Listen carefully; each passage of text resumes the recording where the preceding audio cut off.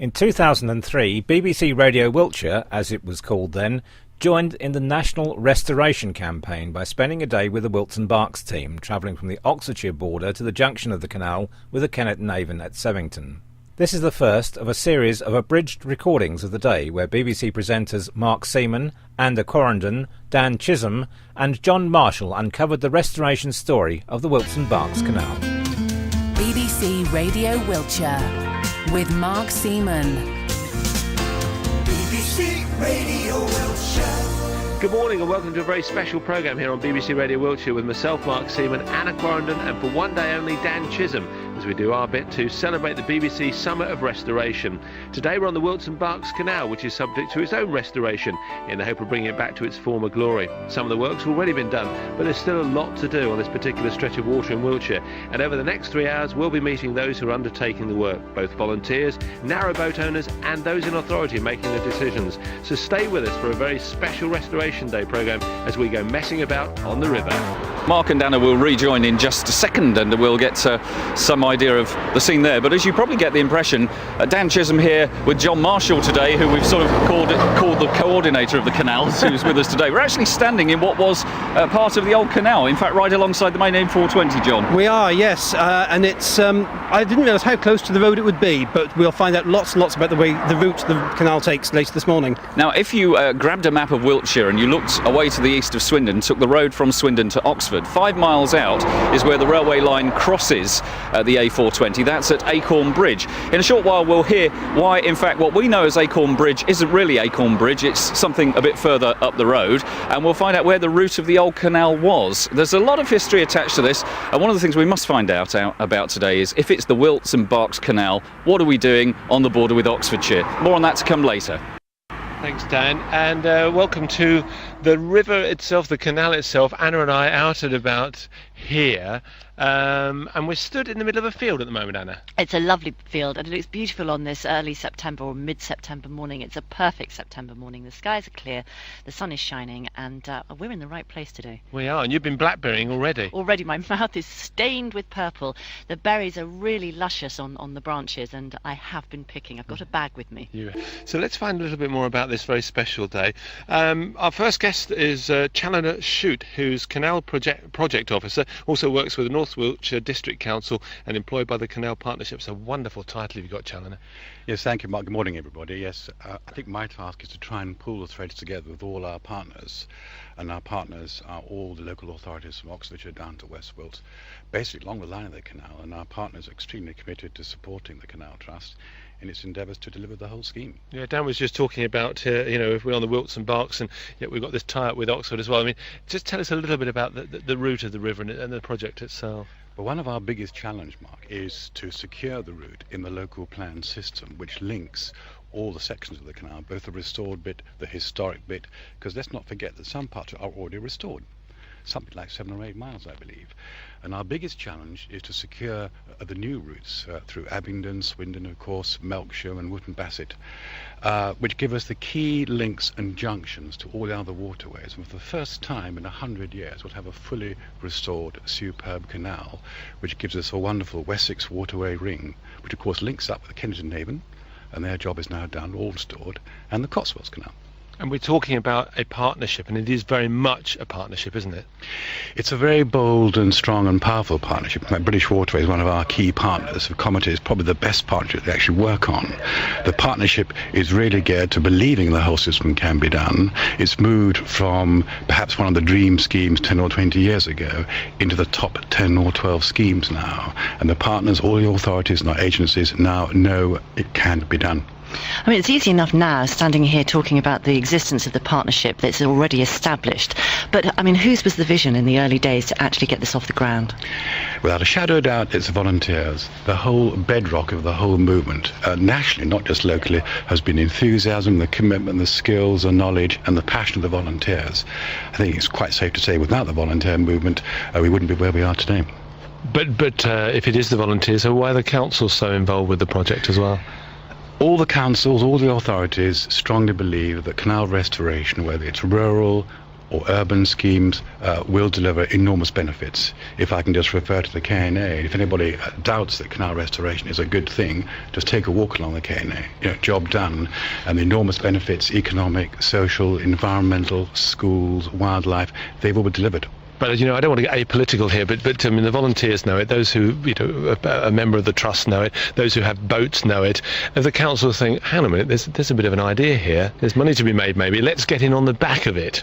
I think it's fair to say that, like on the K&A, something like £27 million is now coming into the local economies.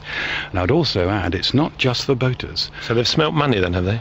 They know they'll have to contribute, but the investment potential on the K&A has been enormous. Something like £350 million of business has been set up and established in the last 20 years in the K&A. And above all, it's not just about, as I say, it's for walkers, cyclists, wildlife, school parties, WI, artists, nature lovers, and people who just love to see a stretch of beautiful waterway. But if the volunteers, without the volunteers, if it can't happen, well then the councils couldn't do it on their own. But if they think it's that important, they would have had to find another way. Right, the only way major restoration schemes have happened and are happening in this extraordinary revival of waterways nationally is that we will move seamlessly in the next 2 to 5 years into what we call the British Waterways regime. It is expected the British Waterways will take over and keep on the volunteer movement in the trust and actually be the major fundraisers and catalysts for the whole scheme. Yes, the authorities and our various partners will play their part. I think it's fair to say without the authorities we wouldn't have had this extraordinary fundraising effort to fund a very important 6 major engineering studies we've almost finished. So they will continue to play their part. But we'll be very much in the hands of British Waterways probably in the next 3 to 5 years. Hence that partnership title again. What's the hope perhaps in 20 years' time? Because it is a massive project. I was listening to the breakfast show earlier on. It's not just about renovating the waterways. There are locks to be sorted. There are bridges to be sorted. It's a massive project. If you and I were talking in 20 years' time, what would be the hope we would be looking at? I think often we get asked publicly, we have all sorts of conferences and public meetings with landowners and authorities and the general public. We can confidently say now that we would like to see the whole scheme restored within 15 to 20 years. We have very much a phased programme. Is that feasible? Most certainly. Most certainly. I think your listeners probably heard about the Cotswolds £2 million investment this morning in the Cotswolds Water Park, which I had on the radio. That is a very good example of what can be achieved. Yes, so with the combination of money and voluntary help, this can happen. Most certainly, and once again, it's for the wider community. And I think perhaps one of our other big challenges is to engage the communities through which the canal passes, get their commitment, because without a shadow of a doubt, canals deliver an enormous sense of community pride and ownership. What do you see the main obstacles as being? We're currently complete major engineering studies, which because the original line was built over in the last 100 years, like in Swindon, we have to complete these studies, which there are actually 8 in total going back to 1998. These studies will give us the new route around these obstacles. And I'd also add that the Trust and its partners have raised a very creditable £245,000 to achieve these studies. They have to be done because the studies ensure there's robust technical evidence that the canal can be routed through the... Well, you're preempting my final question, really. I mean, who's leading this? Traditionally, we think of our councils of taking initiative, but clearly, I would argue maybe this is a trust or a volunteer-led project. But certain, decisions have to be made. Some of them economic, some of them because people know about the wildlife and all the rest that's going on. Yes, the trust, shadowed out, as I say, are pioneering the restoration groundworks on the ground. And let's look at some of our achievements today at the trust have had over the last 30 years. 7 major locks, 3 aqueducts being restored, miles in water, lots of footpaths. Proven restored. Success. Absolutely. What we now want to see is good public access and these projects to be sustained and properly funded. I suppose the partnership are offering technical advice, local planning advice. They have a strategic overview over the whole vision. But without a shadow of doubt, it's the trust at the moment who lead the groundwork restoration site. Challoner, good to talk to you. Thanks for joining us this morning. You're listening to The Morning Show, 19 minutes past 10. Yes, and welcome back to this special programme today to mark BBC's Restoration Day. I'm Dan Chisholm, and we'll rejoin Mark and Anna at Wootton Bassett in a bit. But so to the northeast of the county, and we're sort of following the route of the old canal. And I really thought, well, I better find out a couple of crucial things as we discover more about the Wilts and Berks Canal. We're on the Oxfordshire border, literally, where they call it Acorn Bridge, the railway line which goes to London from Swindon over the A420. And we're standing what apparently it would have been the canal. Where I am at the moment, but it is tarmacked over. Here to explain is Alan Norris, who's involved with restoring the canal in Oxfordshire and I dare say part of Wiltshire as well. Nice to see you, Alan. Thanks for coming along. Good morning. Wilts and Berks Canal, and yet we're on the Oxfordshire border. How come? Well, in the mid-70s, the government reorganised all the boundaries to county boundaries, and this part of Berkshire became Oxfordshire. So it's as simple as that. You couldn't change the name. We couldn't change the name. It's still the Wilts and Berks Canal. Let's paint a picture, if we may, for those who are trying to work out where it actually runs from to this point, because it starts off connecting up with the Thames further down in Oxfordshire. In Abingdon itself, right in the centre of Abingdon. The route there has largely been lost in Abingdon. And where does it come from there? It comes across open arable land nearly all the way, passes by Wantage and Grove, and then comes across by Longcott and back under the railway line at Longcott and through here. So it's north of the railway line for about 4 or 5 miles. And then it comes back south of the railway line here at Acorn Bridge. Now, how come, if all this restoration work is going on, that I'm currently standing on a piece of tarmac where the canal should be then?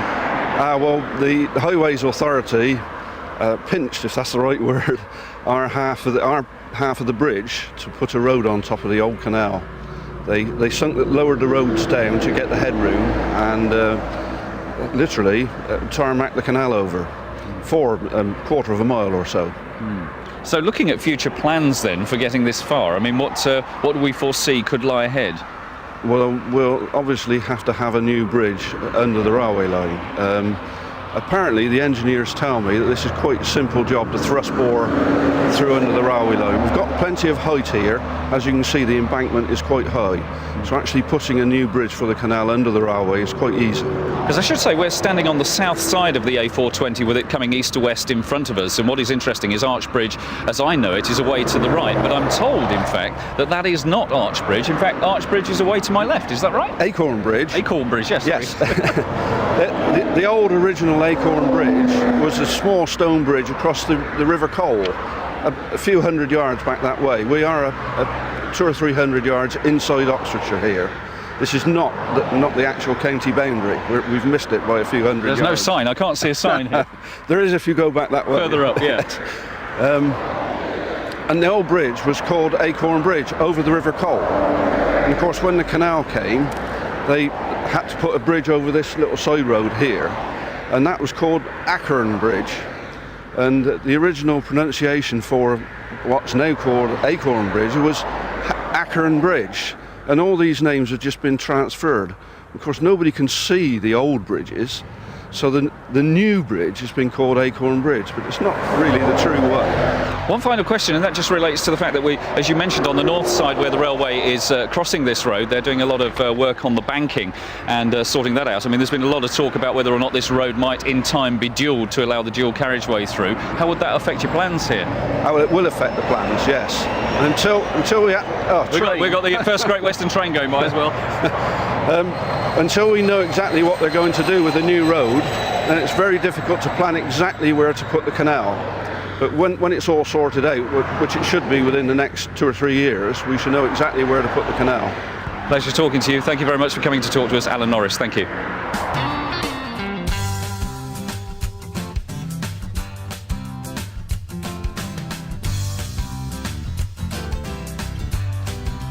It's all about Wiltshire. BBC Radio Wiltshire. And a very good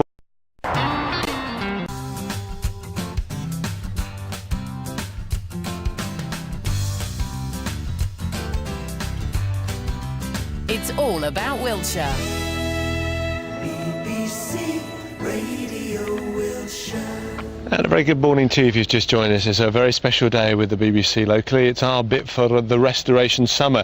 We're having a restoration day with the Wilts and Berks Canal. And our next guest joining us on the programme this morning, very pleased to have with us, is the chairman of the Wilts and Berks Canal Trust, Tony Davey. I feel like I should bow to you, sir. Oh, please don't. You might fall in the canal. Well, let's just talk about that for a moment. We are by the canal. I think we're at Templars Firs in Wootton Bassett, also known as the Wootton Bassett Cut. There's a field behind us which is beautiful. The sun's shining today. It is a glorious day. I mean, this is how one imagines, I suppose, being by a canal. And there's people walking their dog. Anna's just going to come and have a natter with us, I think, about that. And yet this particular stretch of the river is looking a little bit sorry and sad for itself, isn't it? It's a bit weedy. That's because there aren't enough boats on it, because it's not connected to the rest of the system. And that's something, obviously, that is part of what you're hoping to renovate. But let's talk a little bit about the history of canals themselves, because I guess we think the Wilts and Berks, the K&A, the Sharpness, Gloucester, we think, oh yeah, these are British. We invented the canal, but not true, really. No, the first canals in history were Chinese. The first canals in this country were built by the Romans. They didn't build locks, so their canals were really extensions of existing rivers. Yeah. I've just been visited by a dog. Tony, you'll forgive me if I just break away from you just for a moment.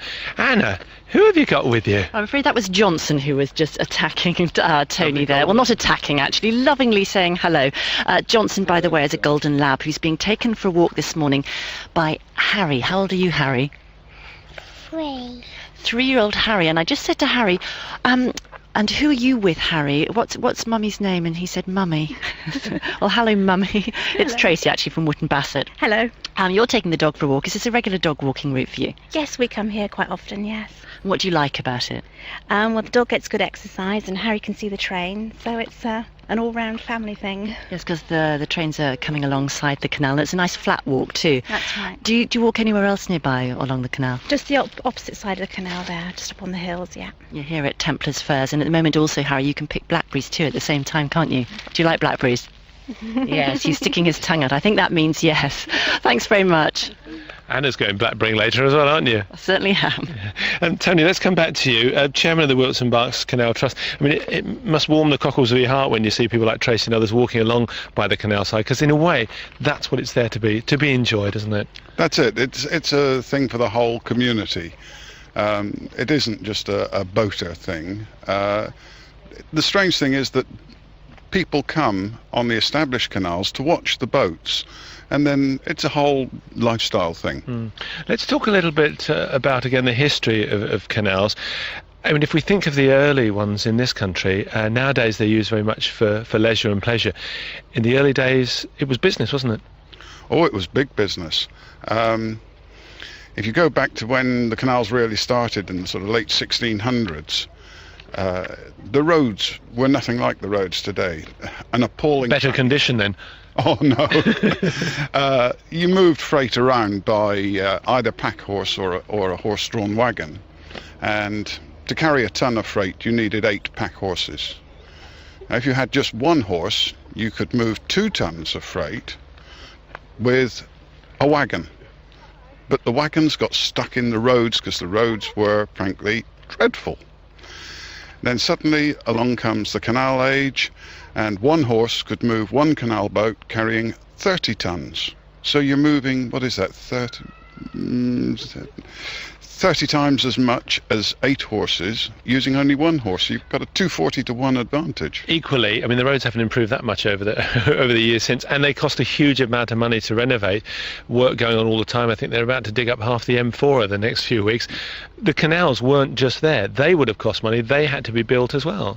Oh yes, big investment. The first sort of true canal was the Bridgewater, which, I mean, you'd expect it of the Bridgewater. It goes from Manchester to Liverpool.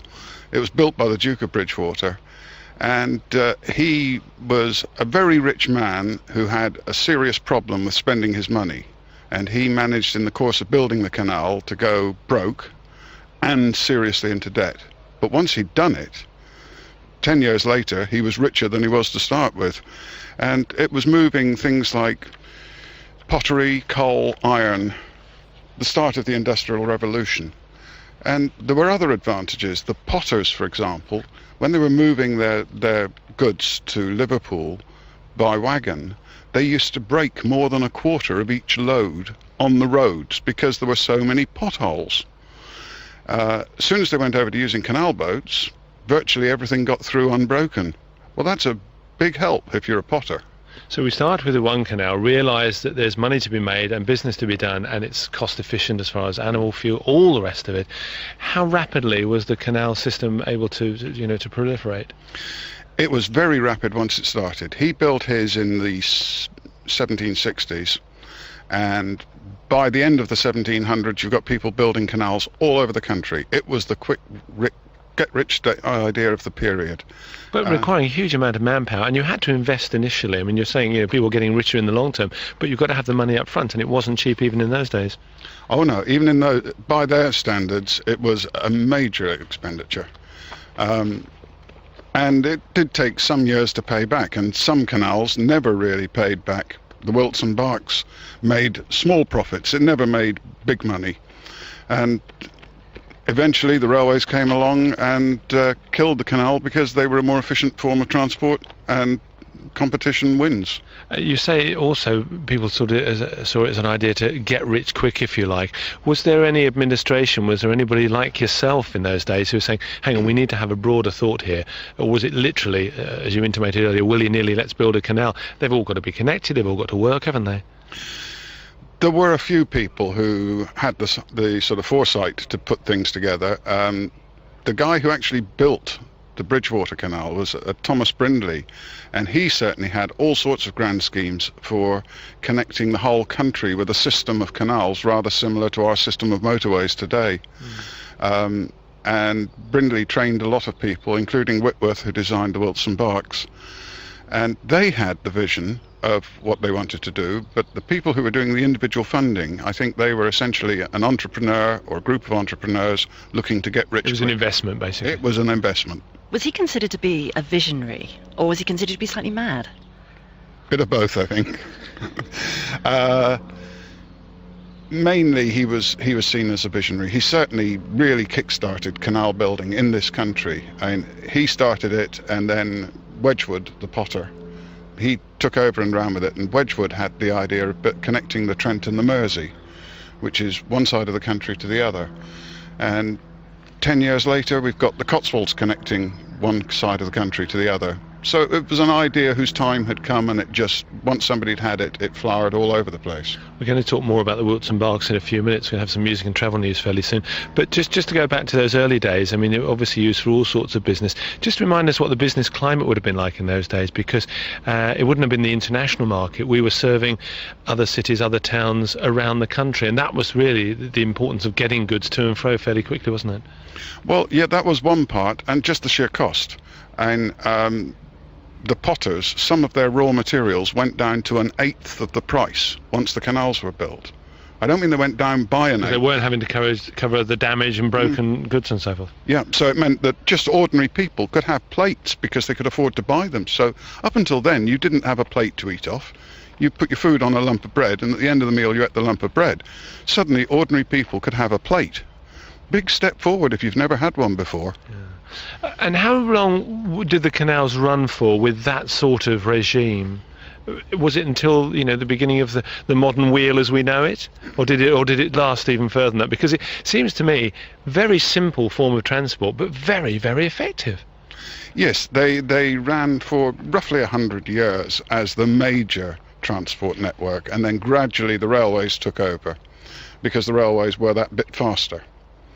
And speed tends to win, with people at least. The railways basically took the high profit freight, people, and things that were of high value, and the canals carried on carrying coal, salt, ores, heavy industrial materials, that sort of thing, and they staggered on like that till the turn of the century, certainly, really until the lorry came into existence.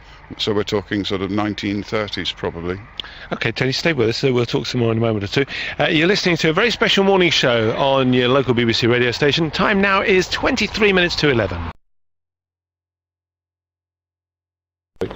All right, well, listen, we'll talk to you again in a second. We're still with Tony Davey, who's chairman of the Wilts and Berks Canal Trust. Tony, let's talk a little bit about the Wilts and Berks itself now. Tell us more about the history of this particular stretch of water. Well, it was built at the time of canal mania. People started talking about it in about 1790. Serious work started being done in 1795, Act of Parliament, that sort of thing, and work starting. And they started at Semmington, down on the Kennet and Avon, and worked their way through, gradually heading east. And they got to where we're standing, 1803. And we are at Templars Fir, just outside Wootton Bassett this morning on this particular stretch of river, and we can see the bridge to our left. You might have heard the trains going past as well. It's interesting, Tony, how often these canals are built by other forms of transport. I mean, or was it that the other forms of transport have been built near the canals over the years? I guess that's the way it would have worked, wasn't it? It's a bit of both. Canals have to be built on fairly flat land, otherwise the water runs out. And unless you're at a certain flight of locks and devices. Well, that's the expensive option. And railways want the same thing. They want a flat bit of land, so they follow the same route. So the Wilts and Berks are case in point. When this young madman called Isambard Kingdom Brunel was looking at building his railway, he followed the line that Whitworth had mapped out for the Wilts and Berks. And he actually put his railway workshops at Swindon, because that's where the North Wilts met the Wilts and Berks, and he could bring coal for his trains from the Somerset coalfields up the Wilts and Berks, and from the Forest of Dean down the North Wilts, and supply all his factory engines and things, because they were all steam-powered, run by coal. So the route was chosen very much for practical purposes. I mean, if a canal was being built from scratch today, some of the criteria would probably be rather different. Oh, yes. A train it goes to 1046. Yeah, they were built mainly as freight transport, and like freight transport today, they built it to take the freight from one place to where it was needed. If we were building them today, I guess we'd probably be building for leisure, and we'd be building them in all the beauty spots. Fortunately, for a canal restorer anyway, generally speaking, canals attract a lot of wildlife and tree growth and the like, and so most of the canals that are there are actually in beauty spots. No pun intended, but just we've heard the train goes past. But when did this particular stretch of water start to run out of economical steam then? About 1850. The GWR actually opened in 1841, and the railway, the building of the railway, was the glory period for the canal, because the canal carried the bricks that built the Great Western Railway, and big profits. But once the railway was here, people could get from London to Bristol in a few hours instead of a couple of days, and so all the passenger traffic very quickly disappeared onto the railway, and the freight traffic slowly followed it, but the canals kept going for quite a while. Swindon, we have to bear in mind Swindon was a very different place then. Swindon in 1700 had a population of about 1,000, and Swindon by the sort of late 1860 period, the population was only up to about 10,000. The Swindon today, they wouldn't have dreamt of. And Swindon used to get about 5,000 boat movements a year in the sort of 1840s, and that dropped off to about 3,000 by the end of the century. So at that stage, that meant the canal was running but not making any profit. It just seems a sadness to be by the river, by the canal, which, you know, is looking a little bit stagnant and tired today, and you're thinking, well, why was it allowed to go to rack and ruin? But in a way, if you think of some of the rail systems that have closed down, and I know as a lad used to wander off down tracks and you just find them rusting and, you know, with no end, and I suppose that's just a natural correlation. If it's no longer used, it just becomes... Very much so. And on a canal, we were talking earlier. Right now, looking at this one, there's some weed floating on the top. If this was being used by boats, the centre would be clear. If you don't, it's like so many things in life, you use it or you lose it. So it's not a huge amount of work needs to be done here. We really need to get boats coming up and down again. If we got a dozen people to run their boats up and down here for the day, it'd be clear again. Tony, it's been lovely to talk to you. Stay with us. No doubt we'll have another natter a little bit later on. You're listening to your BBC local radio station. It's our part for the Restoration Summer with the BBC. We're talking about the restoration of the Wilts and Berks Canal. Talking about restoration, here's somebody else could do with a bit of revamping. Dan Chisholm. Welcome to a special mid-morning with Dan Chisholm and John Marshall out and about in tracing the route of the old canal. And we'll explain in further detail on that later, but of course in the meantime Anna and Mark, as you've already heard, in Wootton Bassett today. Well, we're right bang in the centre of town, as you heard a few moments ago if you were listening, in Canal Walk, or at the intersection with Regent Street, right in the centre of town, underneath the clock, you know the one I mean. And I'm a bit worried in case that comes off the top of the globe and lands on my bonds. The only evidence of the Golden Lion pub, which we referred to earlier, is the fact that there is in fact a Golden Lion statue, which is on a brick mount on part of the pedestrianised area. So with me to talk about this is Ken Oliver, who knows all about these things. Morning, Ken. Hello, Dan. Now, first of all, describe, as we look now at Canal Walk, sort of left to right as we stand here, can you just give me a picture of what it would have looked like when it was here? Well, not for the first time today. You're standing in what was the bed of the canal. To our left, going out towards Milton Road and Kings Hill, the canal ran out there to the west. To our right, down towards, I suppose people would know it as Debenhams, was a very important junction of the canal, because there was a second canal going up to the River Thames, the North Wilts, and that turned left and went up past the railway station and then on. So with the restoration of the canal, is the plan to just go straight through this pedestrianised area then? I suppose some people would dream that one day we will have the cafe culture here and you'll be looking to your left down Canal Walk and seeing the narrowboats. I don't think that's a short-term plan at all. Our plans are to go around the outside of Swindon, but maybe coming as far as Wharf Green, which is just a little way off to our left with a little spur, so there will be boats fairly close to the centre, we hope. It's a nice little thought, though, of Swindon becoming the new Amsterdam. Well, I think it has a great deal of merit, personally, but one has to be pragmatic about these things and realise that to do that it would cost an awful lot of money, as I'm sure you'd appreciate. Now, one of the things I didn't know, but I have learnt since just reading up on this, is the fact that somewhere around here, wasn't there the intersection which kicked off a spur up towards Lechlade? That's correct, yes. That's just down to Debenhams. The North Wilts Canal ran off downhill to the Thames there, and again, that's part of the restoration project that will be restored, but again, not coming down as far as Debenhams, of course, skirting the outside of the town. One of the things everybody's keen to do at a time like this when they put up the modern buildings, and for those who don't know, there is this huge vision for the future development of Swindon in the year 2030, where they're trying to retain some of the wonderful old bits alongside some of the new. So what still exists from the olden days? Of the canal, just one thing actually that is definitely recognisable here in Canal Walk. It's one of the old milestones standing outside the shop there, saying Sevington 26 miles, and of course it still is, just over to our left-hand side.